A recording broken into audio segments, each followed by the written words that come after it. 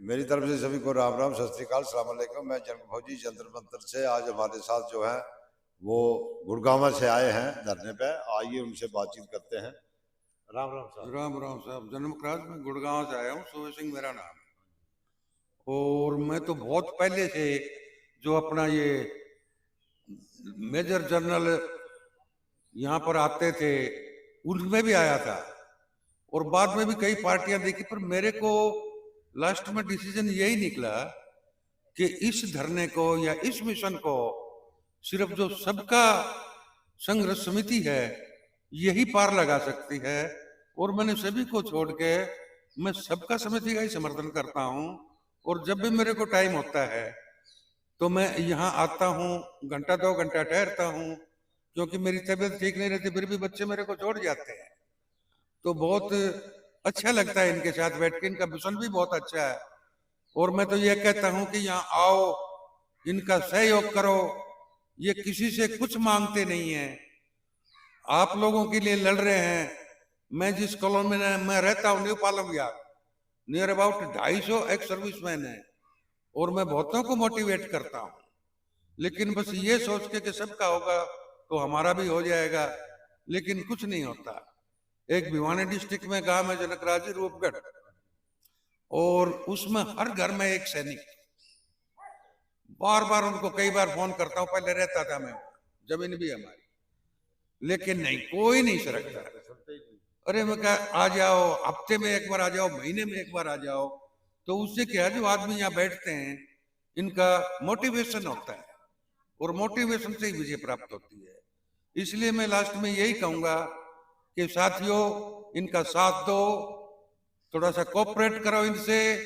बाकी हतू फतू की कई पार्टियां घूमती हैं, जो ये कर देंगे, आपको ये दिला देंगे, वो दिला देंगे, 5,000 रुपए दे दो, 10,000 रुपए दे दो, और खा के नचीत।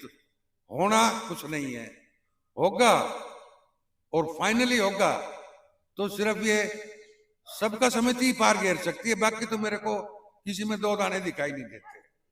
इतना ही कह के मैं समाप्त करता हूं कि सभी जब भी टाइम मिले यहाँ आओ और इनको प्रोत्साहन करो। कुछ ना कुछ जानकारी आपको मिलेगी यहाँ। धन्यवाद। रमेश जी राम राम। नमस्कार सर। सर आप बताइए। जय हिंद, जय भारत। सर मैं सबसे पहले तो जो कल की हमारी बहुत बड़ी कॉल है 1 जनवरी की रेल रोको की, उसके लिए सभी सैनिकपुर भाइयों से आज आखिरी बार मेरा निवेदन है कि बढ़ चढ़कर हिस्सा लें। अगर अभी नहीं तो कभी नहीं। देश में जहां भी आपको मौका मिले वहां पर रेल रोकने के पूरे समर्थन दें और रेल रोकें। उसके बाद कई संस्थाएं ऐसी हैं जो कि हमारे धरने को ना चलने के लिए इधर उधर की बातें कर रहे हैं, अफवाहें फैला रहे हैं कि यहाँ चंदा खा रहे हैं, चंदाखोर इकट्ठे हो गए हैं। तो उनको जो है थोड़ा समझ होना चाहिए। अगर जनता चंदा चाहिए हमारे से तो आप यहाँ पर आओ, धरने पर बैठो, चंदा लेकर जाओ। देखो यहाँ कितना चंदा लेते हैं।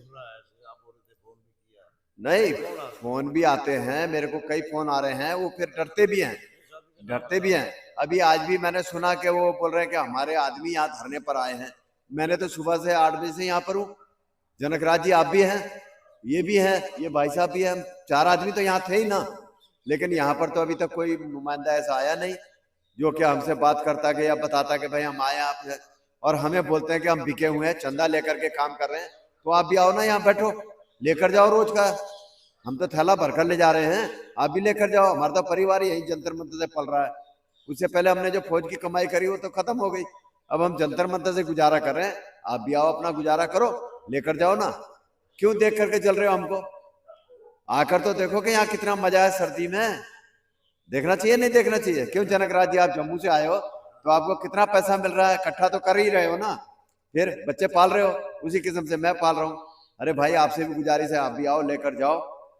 और इससे ज्यादा तो मैं इन बंदों को क्या बोलूं। अच्छा, कल जो है वो 1 तारीख है और रेल रोकने का प्रोग्राम है, तो उसके बारे में आप सर मैं सभी को सबसे पहले यही मैंने आंदोलन किया है, वो आपको आवाज उठाई है कि ज्यादा से ज्यादा इस आंदोलन में हिस्सा ले।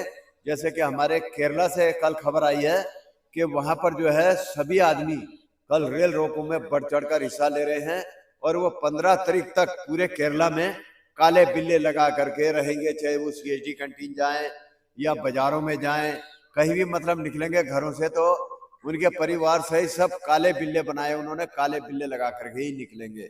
उसी किस्म से हम पूरे भारत को गुजारिश करता हूं हाथ जोड़कर कि जो भी सैनिक है, अभी सवेरे मुझे प्रतापगढ़ से ही फोन आया था कि हमारे 1500 फौजी हैं, हमको सिर्फ ये जगह बताओ कि हम कहाँ कहाँ जाएं। तो मैंने उनको यही बोला कि आप थोड़ा सा और 2-4 घंटे इंतजार करो, आपको बताएंगे, आप अपने इलाके में ही कहाँ कहाँ रेल रोकने का इंतजाम है वो आप कर लो और हम आपको बता देंगे कि भाई इतने बजे से इतने बजे तक आप शुरू हो जाओ।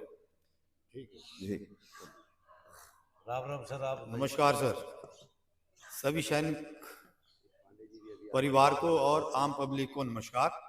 और आज 2023 का लास्ट दिन है, कल से 2024 शुरू होने वाला है और हमारे धरने को 11 महीने खत्म होने वाले हैं, 11 महीने खत्म हो गए हैं।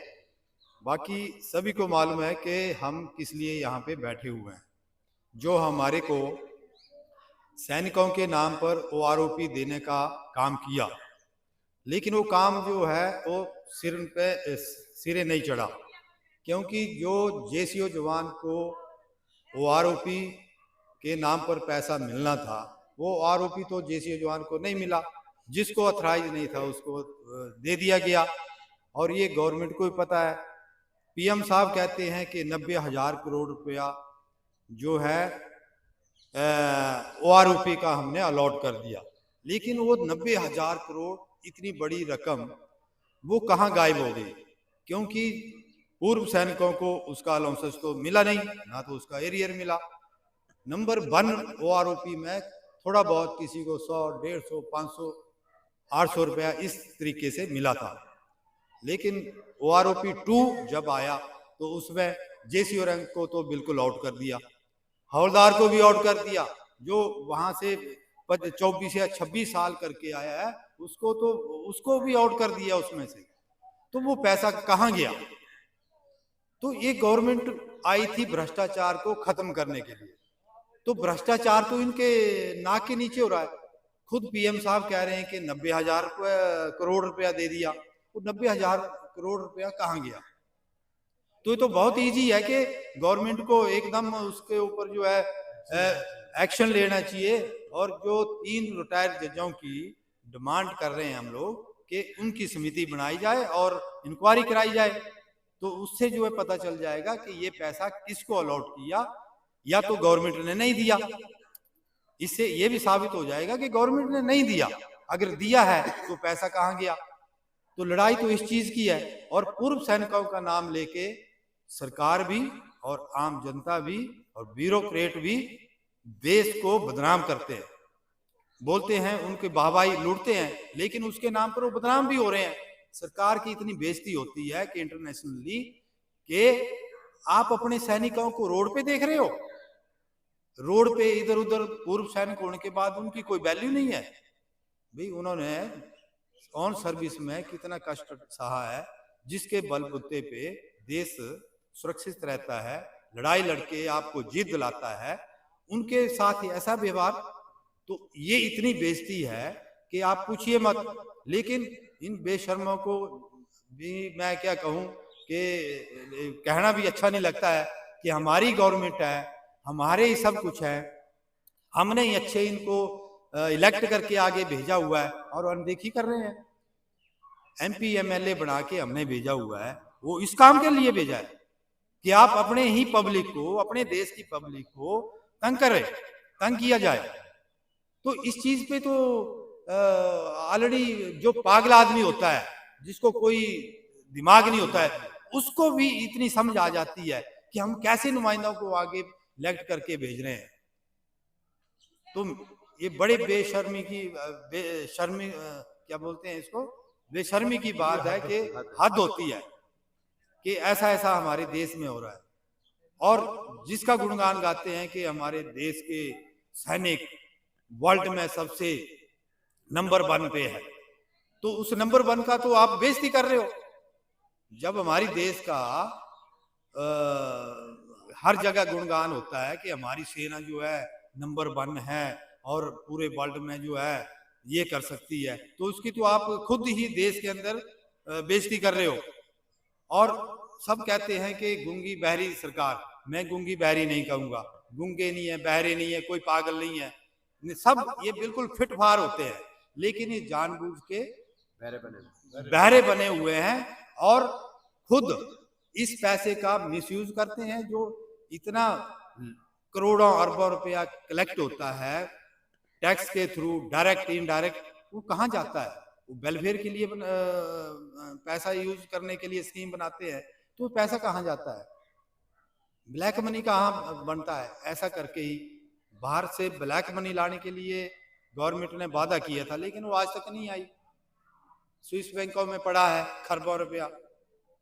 तो आज हमारा अगर उस ट्रांसपेरेंसी से गवर्नमेंट काम करे तो अमेरिका से भी ऊपर हमारा देश बन सकता है, लेकिन इन्होंने ये काम नहीं करना है। कुछ चंद लोगों को उन्होंने ही बड़े धनी मतलब कुबेर के इकट्ठा करना है और अपना नाम ऊंचा कराना है, कोई गिने चुने आदमी। तो इससे देश का भला नहीं होने वाला है। इस वजह से ही हमारे देश की बेइज्जती होती है कि देखो इनके अपने घर के अंदर ही, अपने देश के अंदर ही उन सैनिकों का हाल देखो क्या हाल है।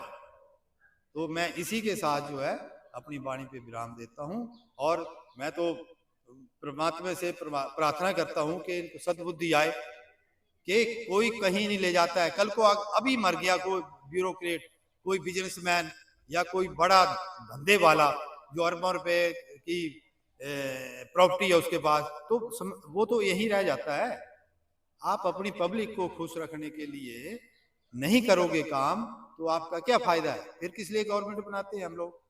तो हमारी तो गुजारिश यही है कि पीएम साहब से कि उस 90,000 करोड़ का आप जो है इंक्वायरी बिठाएं, ताकि जो खा गया, जो ब्यूरोक्रेट खा गया या कौन खा गया, ये हमारे डिपार्टमेंट के बड़े बड़े अधिकारी या ब्यूरोक्रेट्स खा गए, तो उसको आपने एकदम एक्शन लेना चाहिए और उनको जो है उनकी पूरी प्रॉपर्टी, जैसे आप दूसरे के लिए करते हो तो उनकी भी प्रॉपर्टी जब्त करनी चाहिए। तो ये किया जाए तो बहुत अच्छा होगा, ताकि देश का नाम भी ऊंचा होगा। इसी के साथ जय हिंद, जय भारत। राम राम सर। राम राम साहब, आप बोलोगे? मैं सिपाही ओम प्रकाश, दिल्ली एनसीआर से। मैं तकरीबन आता रहता हूँ यहाँ पर और मैं सब फौजी भाइयों से यही निवेदन करता हूँ कि वो कल के आंदोलन में, रेल रोको आंदोलन जो है उसमें भारी से भारी संख्या में ज़्यादा से ज़्यादा रेल रोकने की कोशिश करें। धन्यवाद। राम राम विजय सर। राम राम जी, मैं सर्जन विजय कुमार शर्मा हिमाचल से। सिर्फ इतना कहना चाहता हूँ कि जब तक हमारी मांगें पूरी नहीं होती हैं हम यह धरना कंटिन्यू रखेंगे और सभी पूर्व सैनिकों से अनुरोध है कि वो इस धरने पे आके समर्थन दें। धन्यवाद। ये थे हमारे साथ जो भूतपूर्व सैनिक 315 दिन से बैठे हुए हैं और गवर्नमेंट अभी तक इनकी कोई सुन नहीं रही है। और मैं गवर्नमेंट को यही बोलना चाहता हूँ कि इनकी जो बूढ़े आदमी, बुजुर्ग आदमी है, और इनकी बात सुनी जाए और जल्दी से जल्दी, इनकी डिमांड भी कुछ नहीं है, सिर्फ 3 जजों की कमेटी है और वो बना दी जाए। नहीं तो जो है वो ये हटेंगे नहीं पीछे जब तक कि इनकी मांग मानी नहीं जाएगी। इसी के साथ